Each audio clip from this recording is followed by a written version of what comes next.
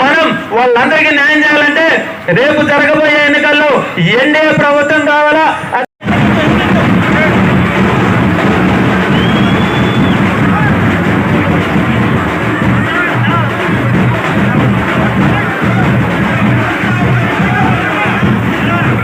చాలా పనులు చేస్తాడు, మనం చెప్పకూడదు, ఏమీ చేయడం చెప్పకూడదు.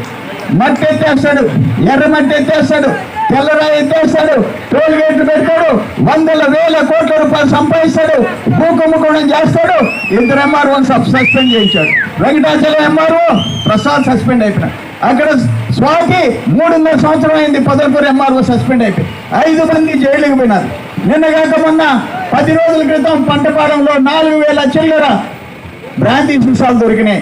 నీ పార్ట్నర్ సుధాకర్ రెడ్డి ఇంట్లో 9 మంది ఇప్పుడు జైల్లో ఉన్నారు. 9 మంది.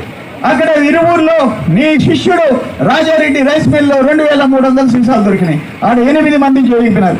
17 మంది నీ కోసం జైలుకిపోయినారు. 2014లో కల్తీ మద్యం తెచ్చావు, తాగిచ్చావు. పిడతాపల్లిలో 5 మంది చచ్చిపోయినారు. మరిపల్లిలో 2 చచ్చిపోయినారు. నువ్వు 4 కేసుల్లో ఉన్నావు.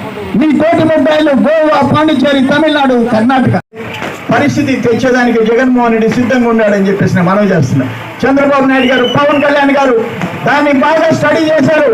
మొన్న మోడీ గారు దుమ్ముడే మొదలు పెట్టాడు. జగన్మోహన్ రెడ్డి సంగతి చూస్తానని చెప్పాడు. అమిత్ షా చెప్పాడు, మొన్న పవన్ కళ్యాణ్ చెప్పాడు, అయ్యా అతనికి ఎంత చాలడం లేదు, ఈ రాష్ట్రాన్ని దోచుకునే దానికి ల్యాండ్ టైటిల్ యాక్ట్ తెచ్చాడని చెప్పాడు. చంద్రబాబు నాయుడు మేము రాగానే దాన్ని రద్దు చేస్తామన్నాడు, రీసర్వే రద్దు చేస్తామన్నాడు. ఇవన్నీ చాలా దుర్మార్గాలు. ఈరోజు రాష్ట్రం పరిస్థితి ఏంటో అర్థం కాని పరిస్థితి వచ్చిందని చెప్పేసి అన్యాయం ఇది అయ్యా అని చెప్పేసి పోతే చంద్రబాబు నాయుడు ఫైనాన్స్ మినిస్టర్ సెక్రటరీని పిలిచాడు.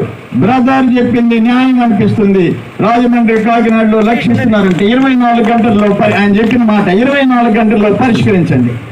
ఆర్డర్స్ తెచ్చాం, 60,000 తెచ్చాం.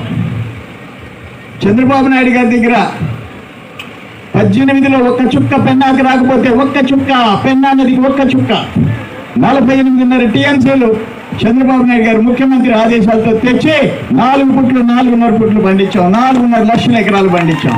లేకపోతే